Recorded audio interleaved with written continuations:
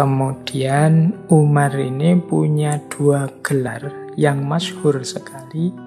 Yang pertama Al-Faruq, yang kedua Amirul Mukminin. Al-Faruq itu artinya pembeda. Pembeda itu maksudnya Umar dikenal sebagai sosok yang tegas, yang mampu membedakan dengan jelas ini benar, ini salah, dan membela kebenaran secara tegas. Jadi makanya namanya dikenal nanti Al-Faruq. Ini ada yang meriwayatkan gelar julukan Al-Faruq ini berasal dari Rasulullah sendiri. Jadi ini ada ceritanya. Satu ketika Umar ini berdiri di depan Ka'bah terang-terangan, kemudian berteriak di situ membaca syahadat dengan keras. Aku bersaksi bahwa tidak ada Tuhan selain Allah dan Muhammad adalah utusan Allah. Berteriak keras-keras di situ. Ini luar biasa karena saat itu umat Islam itu masih belum berani tampil, masih sembunyi-sembunyi. Ini terus mengundang banyak orang ke situ, mengundang kaum kafir, kaum musyrikin Quraisy ke situ. Nah, terus mereka menegaskan lagi pada Umar, apa benar engkau memeluk Islam sekarang? Nah, Umar secara tegas bilang, ya, aku sekarang sudah memeluk Islam. Siapa yang berani melarangku atau berani menghentikanku atau menghentikan dakwahnya Rasulullah akan berhadapan dengan aku. Nah, setelah dia bilang begini, ini orang-orang yang tadi ngumpul itu marah semua, kaget semua. Wah, akhirnya mereka terus mengeroyok Umar. Tapi Umar ini kan ya memang orang kuat, orang gagah. Dikeroyok dia tidak mundur. Jadi puluhan orang mengeroyok dia, memukuli dia. Kalau dalam riwayat itu sampai mereka lelah sendiri, meskipun Umar juga biru-biru, dipukuli orang banyak. Kemudian mereka pergi. Nah, Umar yang sudah babak belur luka-luka itu masih tetap berdiri tegak di depan Ka'bah. Itu momen ini ketika sampai pada Rasulullah, kemudian muncul julukan bahwa beliau ini lebih tepat dipanggil sebagai Al-Faruq, orang yang bisa membedakan mana hak, mana batil, dan secara serius, secara sungguh-sungguh memilih kebenaran dan membuang kebatilan. Itu makanya gelar beliau Al-Faruq. Nanti beliau juga punya panggilan saat menjadi khalifah, beliau disebut sebagai Amirul Mukminin. Ini khalifah yang pertama kali diberi panggilan Amirul Mukminin. Amir itu dari kata-kata amr, urusan. Amir itu berarti orang yang mengurusi, orang yang mengelola. Amirul Mukminin berarti orang yang mengurusi umat mukmin. Jadi beliaulah yang mendapat amanah untuk mengurusi semua urusannya umat Islam. Makanya dipanggil Amirul Mukminin. Jadi bukan sultan, bukan raja, bukan kaisar, tapi amir, orang yang ngurusi. Baik, kita lanjutkan ya. Itu tadi dua sebutan untuk beliau, Al-Faruq dan Amirul Mukminin. Sekarang coba kita dalami karakter-karakter beliau. Mungkin ada beberapa di antaranya yang penting kita hidupkan hari ini. Kalau dalam catatan saya, beliau ini punya 5 karakter yang luar biasa menonjol. Yang pertama tadi sudah kita singgung sebentar, yaitu beliau ini cerdas. Kemudian yang kedua, beliau ini adil. Yang ketiga, beliau ini berani. Yang keempat, beliau ini amanah, bertanggung jawab. Dan yang kelima, beliau ini sederhana. Ini kombinasi 5 karakter ini sulit ditemukan secara sekaligus pada satu orang. Tapi dalam diri Umar, menurut saya terkumpul 5 karakter utama ini secara sekaligus. Yo cerdas, yo adil, yo berani, yo amanah, meskipun tetap sederhana hidupnya. Yo kalau tentang kecerdasan Umar ini, teman-teman mungkin yo pernah sering mendengar ya. Kalau dalam kajian ilmu tafsir itu ada istilah muwafaqatu Umar. Muwafaqatu Umar itu pendapat-pendapat Umar yang ternyata disetujui oleh Al-Quran, yang sesuai dengan Al-Quran.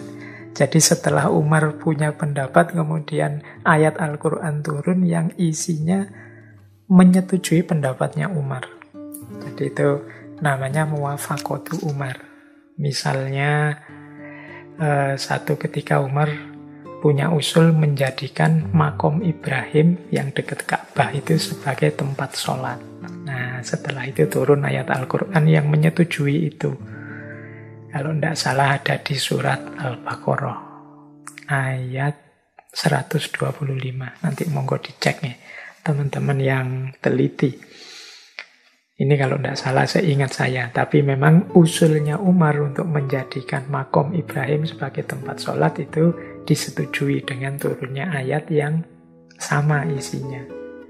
Kemudian ada juga Umar usul pada Nabi agar para istri Nabi itu memakai hijab. Karena menurut Umar, Rasulullah ini kan sering kedatangan tamu, termasuk banyak para sahabat yang berkunjung, banyak orang wirawiri. Dan kata Umar, kita tidak tahu isi kepalanya orang-orang ini apa saja. Demi mungkin keamanan, demi juga kehormatan. Nah, Umar usul agar para istri Nabi memakai hijab. Nah, nanti turun surat An-Nur itu yang setuju dengan pendapatnya Umar ini. Kemudian ada juga misalnya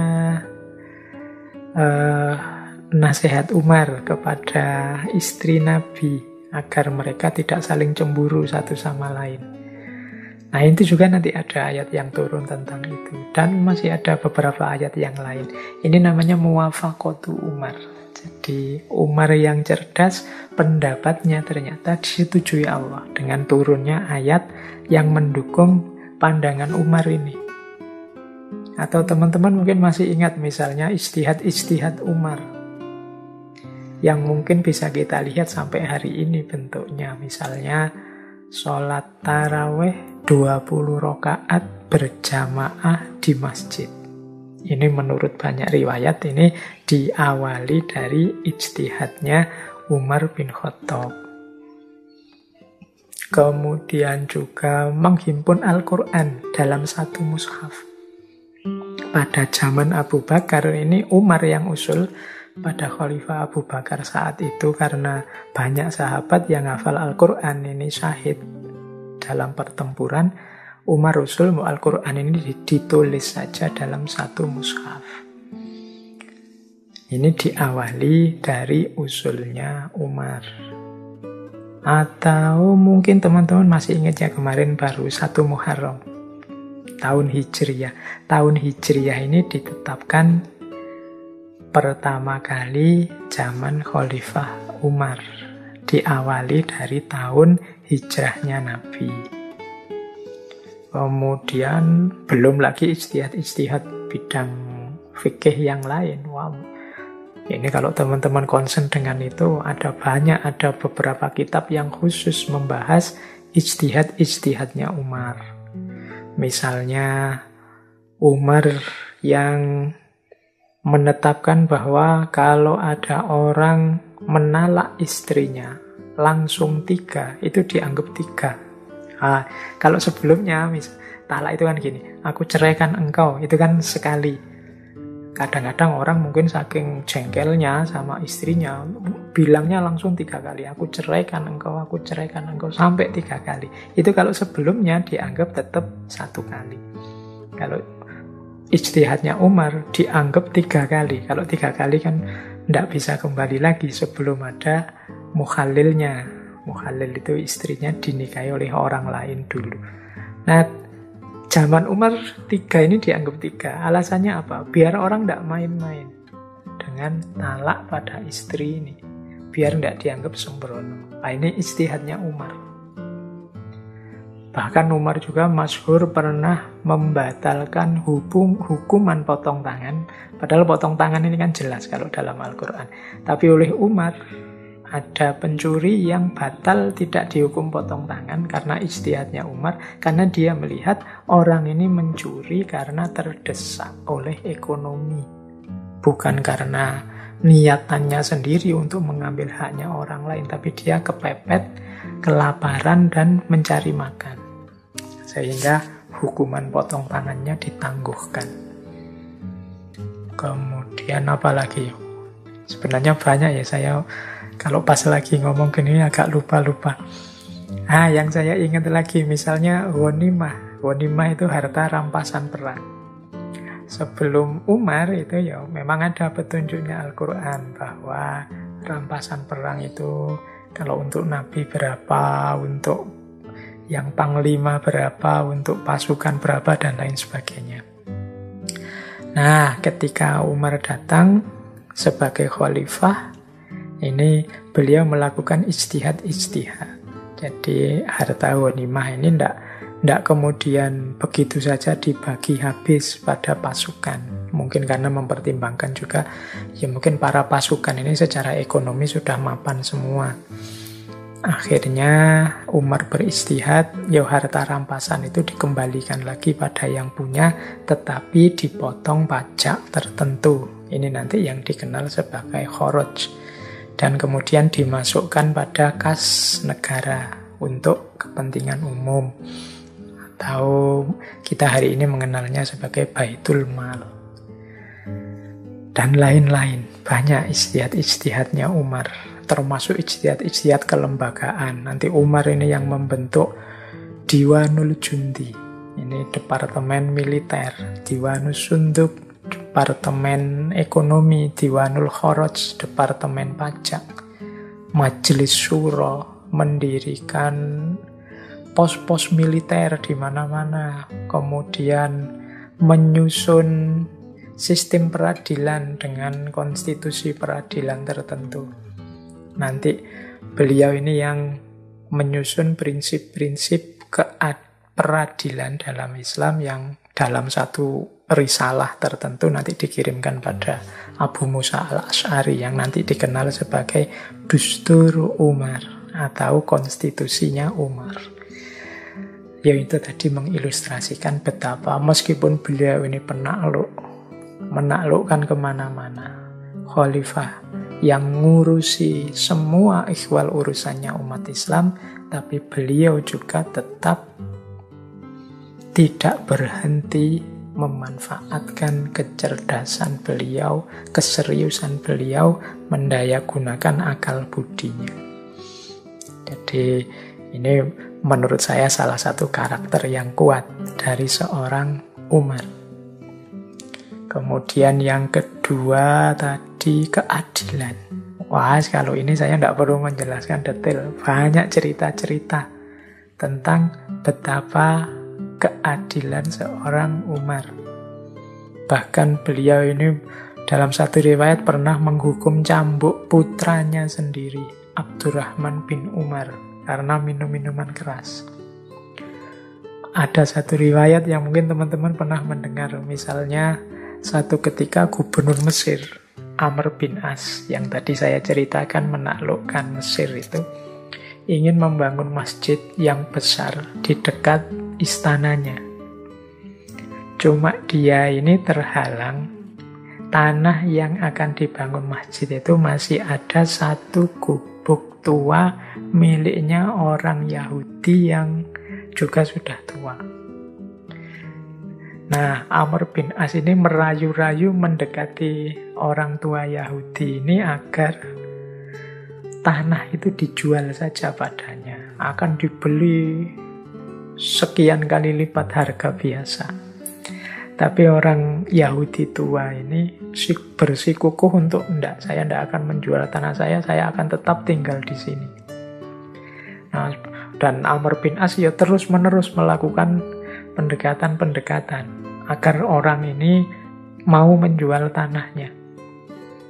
Akhirnya orang tua ini dari Mesir berangkat ke Madinah untuk menemui Umar bin Khattab. Dia ingin mengadukan yang dilakukan oleh Amr bin As ini. Nah, mendengar pengaduan orang tua ini, Umar menyimpulkan ini tidak benar yang dilakukan oleh Amr bin As ini. Terus kemudian Umar meminta orang tua tadi, wahai Pak Tua, tolong kamu cari, kamu keluar sebentar, tolong cari kalau ada tulang-tulang bekas yang ada di tumpukan sampah, bawa ke sini. Nah, ini orang tuanya mungkin ya mikir heran, ini maksudnya apa? Ada orang mengadu kok malah disuruh mencari tulang. Tapi ya karena yang merintah khalifah, dia tetap keluar mencari tulang. Setelah dapat, diberikan pada Umar. Oleh Umar kemudian di atas tulang itu digores dengan pedangnya, digores vertikal, kemudian sekali lagi dia menggores secara horizontal, mungkin seperti gambar palang gitu ya.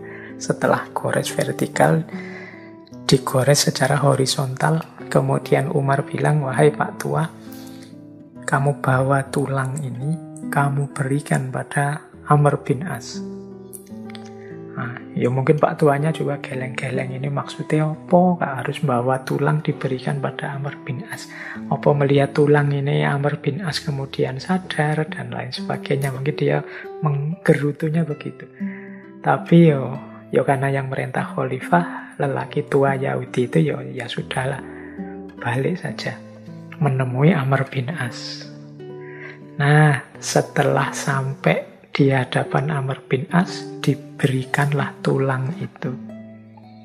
Begitu melihat tulang yang ada 2 goresan tadi, Amr bin As langsung pucat. Seketika itu dia memutuskan untuk tidak lagi memaksa orang tua itu membeli gubuknya, membeli rumahnya, dan ceritanya bahkan pembangunan yang sedang berjalan sebagian itu dibatalkan, digagalkan saja. Nah, orang tua Yahudi ini heran. Dia terus tanya pada Amr bin As, sebentar Tuan, kenapa sih hanya melihat tulang saja, sampean kok setakut itu? Padahal itu kan cuma tulang biasa, bahkan saya nyarinya ya di tempat-tempat sampah tadinya. Amr bin As menjawab, wahai Bapak Tua, tulang ini sebenarnya ancaman dari Khalifah Umar padaku. Mengapa memberikan tulang? Ini sebenarnya untuk mengingatkanku bahwa setinggi apapun pangkatku, kedudukan, dan kekuasaanku, pada akhirnya hidupku akan berakhir menjadi tulang belulang saja. Kemudian garis pertama yang vertikal ini sebenarnya semacam mengingatkan padaku bahwa aku harus adil dan lurus. Jadi jangan macam-macam. Dan yang terakhir, garis palang, garis horizontal yang di tengah garis yang lurus itu, ini juga ancaman. Kalau engkau tidak lurus, kalau engkau tidak bertindak adil, jangan salahkan kalau ku palang tengah-tengahmu, itu ya kalau bahasa kasarnya, kalau ku tebas batang lehermu. Nah, jadi ini ya cerdasnya Amr bin As, juga adilnya Umar bin Khattab. Jadi Amr bin As bisa membaca pesan rahasia dari Umar tadi dan adilnya Umar. Meskipun itu orang tua yang Yahudi lagi, tapi kalau memang sesuatu yang tidak adil, ya disebut tidak adil dan dibela.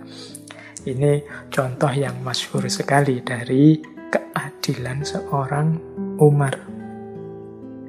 Bahkan ada cerita juga dengan Amr bin As. Jadi satu ketika anaknya Amr bin As ini berlomba berpacu kuda. Jadi lomba pacuan kuda dengan penduduk setempat. Nah, selesai lomba terjadi perselisihan. Ini mungkin rebutan menang. Siapa yang harusnya menang, siapa yang harusnya kalah, ini gegeran. Terus putranya Amr bin As ini marah, penduduk tadi dipukuli oleh Amr bin As. Karena dipukuli oleh anaknya gubernur, dia tidak berani ngelawan. Tapi kemudian orang ini mengadu pada Umar. Nah, oleh Umar dipanggil putranya Amr bin As dan orang ini. Kemudian oleh Umar disuruh mukul balik. Kamu tadi dipukul berapa kali, balaslah. Kemudian dia bilang pada putranya Amr bin As, ini kalimatnya juga terkenal, sejak kapan engkau memperbudak manusia? Padahal mereka dilahirkan oleh ibu-ibu mereka dalam keadaan bebas, merdeka. Jadi jangan mentang-mentang karena engkau anaknya gubernur kemudian sewenang-wenang memukuli penduduk atau rakyat biasa. Posisimu dengan mereka sama-sama orang yang merdeka. Nah, ini contoh ya, ilustrasi-ilustrasi tentang keadilan Umar. Kemudian yang kedua, karakter beliau berani. Kalau ini tidak perlu dijelaskan lagi ya tentang keberaniannya Umar ini. Tadi sudah sedikit kita singgung bagaimana beliau ini Al-Faruq. Kalau sudah yakin benar, dia akan mati-matian berani menjalankannya. Suatu ketika bahkan beliau ini protes pada Rasulullah, karena kok ini dakwahnya sembunyi-sembunyi terus. Kapan dakwah terang-terangan biar Islam ini segera tersebar? Makanya terus beliau tanya pada Rasulullah, wahai Rasulullah, bukankah hidup kita dan mati kita itu di tangan Allah? Iya, jawab Rasulullah. Kalau memang demikian, mengapa kita diam-diam saja mendakwahkan ajaran kita ini? Demi Zat yang mengutusmu, saatnya sekarang kita keluar, tidak usah khawatir. Nah, nanti dalam ceritanya kemudian Rasulullah keluar bersama dua barisan para pengikut awal dipimpin oleh Umar dan Hamzah. Karena yang di depan ini ada dua singa, Umar dan Hamzah, tidak ada orang Quraisy yang berani mengganggu mereka. Bahkan nanti ada cerita lagi tentang keberaniannya Umar ini. Kalau yang lain kan hijrah itu, waktu hijrah ke Madinah, kalau yang lain kan sembunyi-sembunyi, khawatir ketahuan orang Quraisy karena resikonya nyawa. Tapi kalau Umar bin Khattab, dia malah ngabari semuanya bahwa aku mau hijrah. Bahkan ada kalimat yang terkenal sekali dari Umar, siapa yang ingin istrinya menjadi janda, anaknya menjadi yatim, maka halangilah saya untuk hijrah. Jadi dia terang-terangan bahkan memberi kabar, mungkin juga menunjukkan rutenya, nih aku mau ke Madinah. Silahkan kalau ada yang mau menghalangi. Siapa yang ingin istrinya jadi janda, ingin anaknya menjadi yatim, maka halangilah saya. Nah, ini beberapa ya untuk menunjukkan betapa beliau ini memang tidak diragukan lagi, adalah seorang pemberani. Kemudian karakter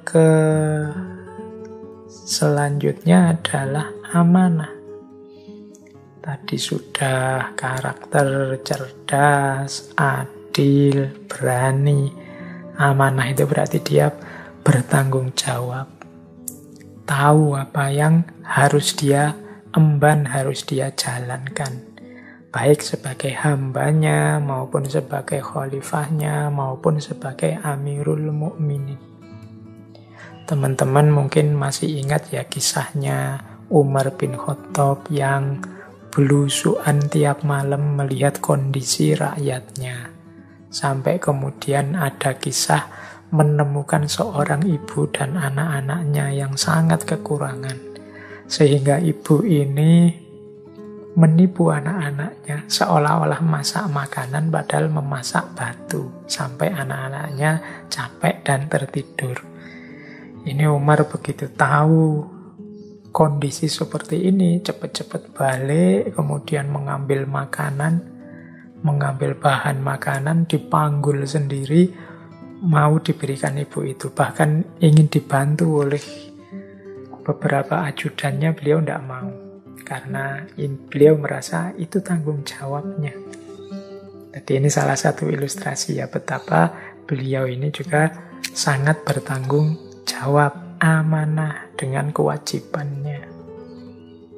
Kemudian ada satu riwayat juga ini untuk menggambarkan betapa beliau ini amanah. Satu ketika ada sahabat beliau namanya Muawiyah bin Hudaij. Muawiyah bin Hudaij ini satu ketika melihat Umar ini sedang duduk kelelahan, setengah mengantuk. Ditanya oleh Muawiyah bin Hudaij, "Wahai Amirul Mukminin, sampean kok mengantuk? Apa ndak tidur tadi malam?" Umar terus menjawab, "Jika aku tidur di siang hari, aku menyia-nyiakan amanah rakyatku. Kemudian jika aku tidur di malam hari, aku menyia-nyiakan kesempatanku bersama dengan Tuhanku. Bagaimana aku bisa tidur di kedua waktu ini, wahai Muawiyah?"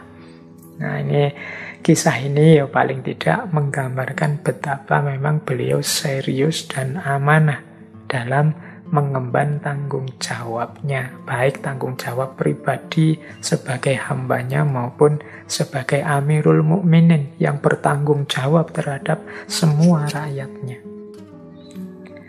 Dan yang terakhir, ya kalau ini banyak diceritakan bahwa beliau ini sederhana. Pakaian beliau sangat sederhana, seperti masyarakat pada umumnya yang dipimpinnya. Bahkan kadang-kadang ada riwayat beliau ini sesekali menggunakan baju yang bertambal, jadi tambalan. Ada juga riwayat yang bilang satu ketika umat Islam membuat seragam, mungkin pasukan yang dibikinkan seragam yang sama. Itu ya Umar mengambil juga jatahnya satu baju sebagaimana pasukan yang lain. Jadi tidak menggunakan kostum yang berbeda, mentang-mentang Amirul Mukminin posisinya tertinggi terus bajunya paling mewah, tidak begitu. Seragamnya ya sama saja dengan pasukan yang lain.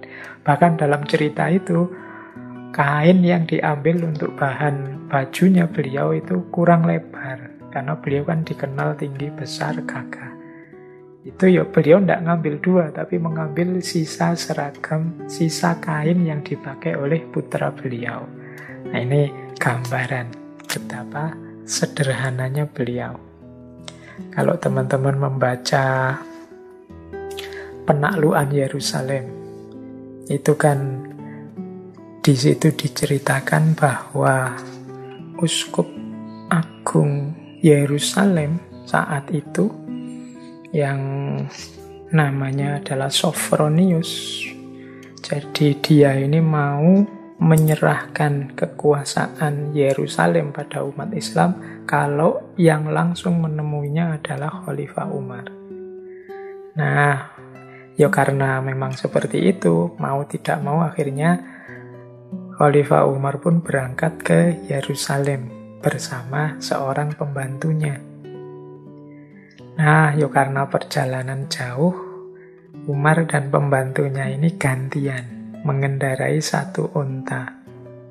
Kebetulan menjelang masuk Yerusalem, jatahnya pembantu beliau ini yang di atas unta dan Umar yang di bawah nuntun unta. Wah, ini begitu masuk kota, semua orang gempar melihat Umar yang jalan kaki nuntun unta, sementara di atas unta adalah pembantunya. Jadi ini semakin membuat orang simpati kepada beliau karena kesederhanaannya. Bahkan ada cerita satu ketika ada utusan Raja Persia yang ingin bertemu Umar dan ingin melihat gaya hidup tokoh besar ini. Tetapi sesampainya di Madinah dan dia tanya pada orang-orang di situ di mana rumahnya Khalifah Umar, rumahnya Amirul Mukminin. Akhirnya diantarkan oleh beberapa orang di sana, ditunjukkan itulah rumah beliau. Ini utusan dari Raja Persia ini tidak percaya. Saya minta ditunjukkan istananya di mana. Ya orang yang menunjukkan bilang, ya itu tiap hari beliau ada di situ. Tempat tinggal beliau ya di situ. Kemudian utusan Raja Persia ini ingin bertemu langsung dengan Umar. Tapi ketika masuk ke rumah beliau, Umar sedang tidak ada di dalam. Kemudian dicari, ternyata Umar sedang ada di belakang. Sedang ada di sebuah kebun kurma yang tidak jauh dari rumah beliau. Nah, setelah disusul ke kebun kurma, betapa kagetnya utusan raja ini ya. Khalifah besar yang populer, penakluk yang luar biasa, itu sedang tidur istirahat di bawah pohon kurma dengan alas daun kurma, dengan baju yang sangat sederhana. Nah, ini salah satu contoh kesederhanaan hidup seorang Umar bin Khattab. Oke, baik. Wah, ini banyak cerita-cerita akhirnya malam hari ini. Tidak apa-apa ya, semoga dari cerita-cerita berkenaan dengan Khalifah Umar ini, teman-teman bisa mengambil hikmahnya.